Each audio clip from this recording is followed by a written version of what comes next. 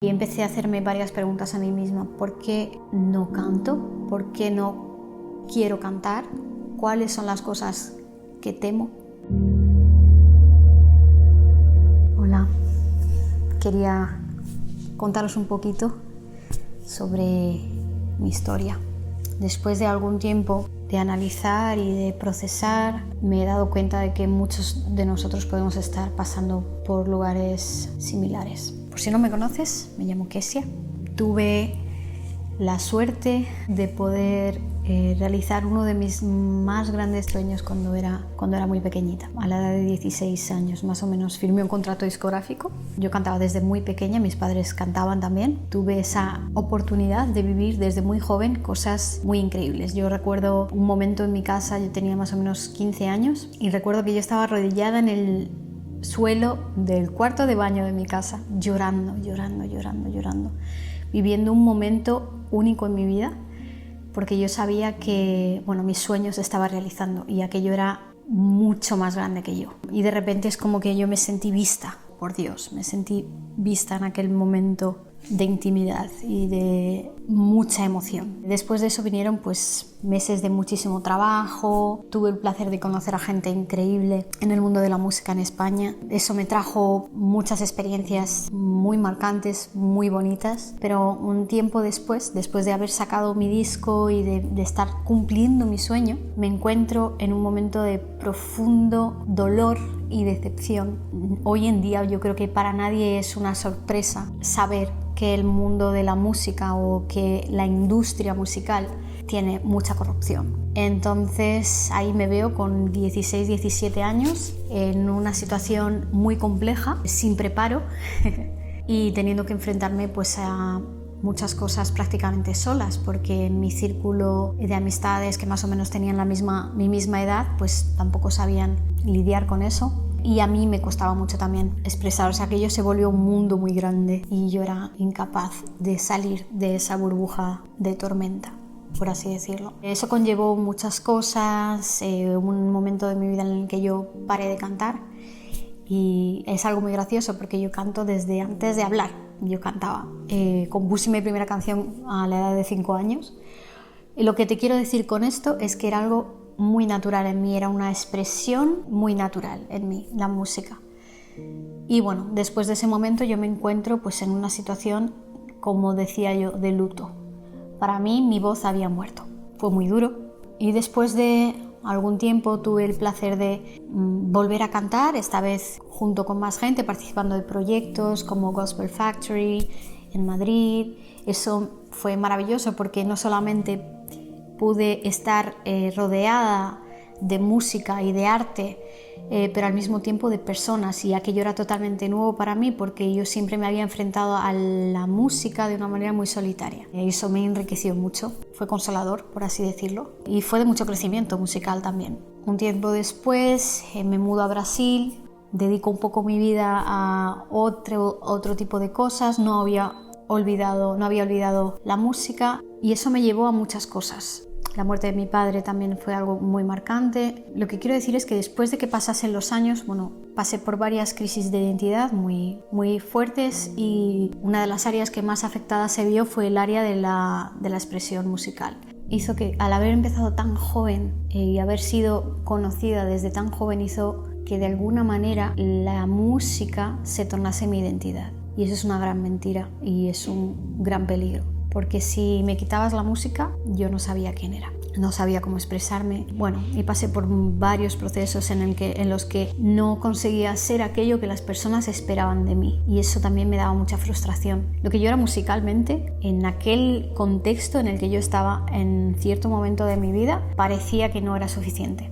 Entonces lo que hice de alguna manera fue, ya que no podía ser quien era y tampoco podía convertirme en alguien que no era, digamos que cerré esa parte de mi vida. Y al mismo tiempo siempre ese sueño estaba en mi corazón, pero por algún motivo yo sentía como que estaba amordazada. Me había creído muchas mentiras y no me permitían cantar, no me permitían expresarme de esa manera, que por una parte fue bueno porque entonces encontré de alguna manera, por urgencia o por supervivencia otras maneras de expresarme artísticamente, como puede ser la pintura, la fotografía, el vídeo y otras formas, la escritura, etc. Desde hace más o menos 1 año y medio yo inicié un diálogo conmigo misma, sería un monólogo, ¿no? Inicié un diálogo con Dios. La fe ha sido, digamos, lo que más me ha ayudado en épocas de crisis, en el día a día también, porque es lo que, digamos, mantiene mi motor encendido y me da propósito, independientemente de cuál sea la forma en la que yo fluya en expresión. Y eso es lo que me ha mantenido firme después de la pérdida de mi padre, después de la pérdida de mi madre, después de muchas crisis de identidad, artísticas, etc. Pero desde hace como 1 año, me atreví a iniciar ese diálogo. Me di permiso un día de escuchar una canción que yo había grabado, una canción que yo había compuesto y yo había grabado aquí en casa. Mi marido es productor, para quien no lo sabe, productor musical. Y bueno, después de escuchar esa canción y de darme cuenta que realmente me gustaba mucho cómo sonaba, me di permiso durante 3 minutos que dura la canción de disfrutar de mis melodías, de disfrutar de mi voz, de disfrutar de las ideas que yo había plasmado en una canción, y empecé a hacerme varias preguntas a mí misma. ¿Por qué no canto? ¿Por qué no quiero cantar? ¿Cuáles son las cosas que temo? Y llegué a la conclusión de que yo no me daba permiso de cantar. Llegué a la conclusión de que por mi personalidad, por buscar ser lo más justa posible, por no haberme perdonado cosas del pasado, me punía a mí misma y no me permitía.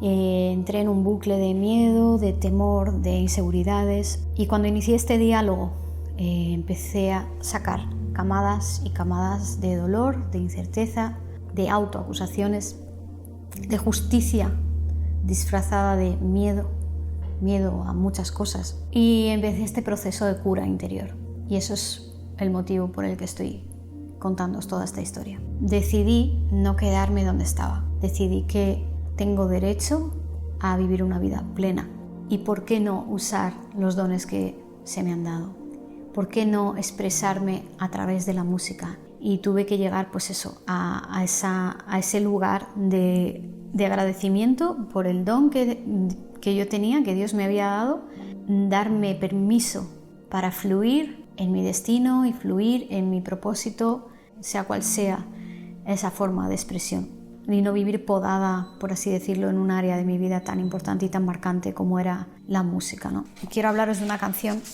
que compuse en abril del 2021, que se llama Ya no te temo, y es una canción dedicada básicamente a esa intimidación, a ese espíritu intimidador que siempre estaba: no tienes permiso, no puedes, no te lo mereces, no tienes talento, ¿quién te va a querer escuchar? Y por ahí van un montón de pensamientos. ¿Por qué os cuento esto? Porque decidí hacer esta canción y plasmar esta canción como un memorándum, como un momentum en el que yo decido posicionarme en un lugar que no escucha el miedo, en un lugar que no se deja dominar por el miedo, donde no cabe la cobardía de no vivir en plenitud. Quiero compartir esto contigo porque es muy posible que en algún área de tu vida o en algún momento de tu vida tú te hayas encontrado en un lugar parecido. Puede ser que te hayas creído algunas mentiras, como que no te mereces algo mejor, que no te mereces ser feliz, que no te mereces soñar. A lo mejor estás en una relación abusiva, en una relación opresiva de amistad o una relación sentimental opresiva. Y te he contado todo esto porque creo que estas canciones de este proyecto que venimos trabajando desde hace 1 año y medio más o menos, no son solamente canciones, pero son experiencias que me han ido sacando del pozo. Y no solamente eso, porque como os he dicho, mi fe es lo que, digamos, ha sido mi base y ha sido lo que me ha ayudado a despertar, y ha sido lo que me ha ayudado a tener el coraje y la valentía de dar un paso más y de buscar la plenitud y de atreverme a soñar, y etcétera. Pero han habido personas específicas, personas aptas que no solamente me han escuchado, pero me han aconsejado y me han ayudado a ver más allá. Entonces quería animarte a que tú también puedas llegar a este punto de buscar cura y de buscar tener una mente sana, una vida plena, de darte permiso a ser quien tú eres, de buscar personas que te puedan ayudar, buscar personas que puedan ayudarte a ver lo que hay fuera de tu burbuja.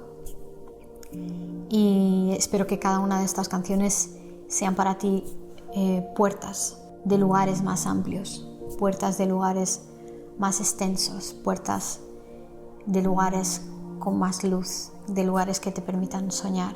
Quería dejaros con una pequeña frase que dice lo siguiente: es muy posible que detrás de las puertas del miedo y detrás de las puertas del temor y de la intimidación se esconda tu destino.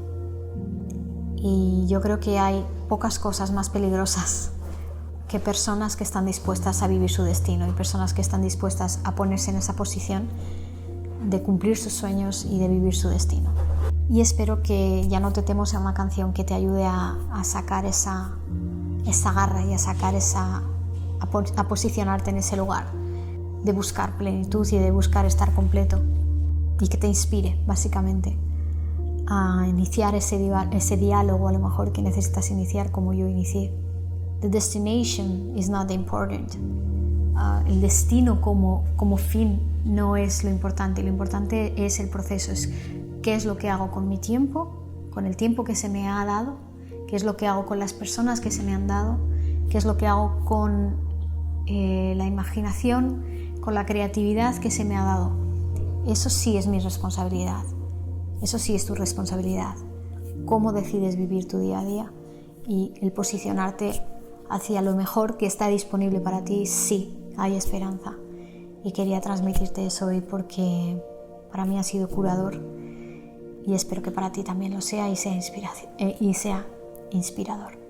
Muchas gracias por escucharme hasta aquí.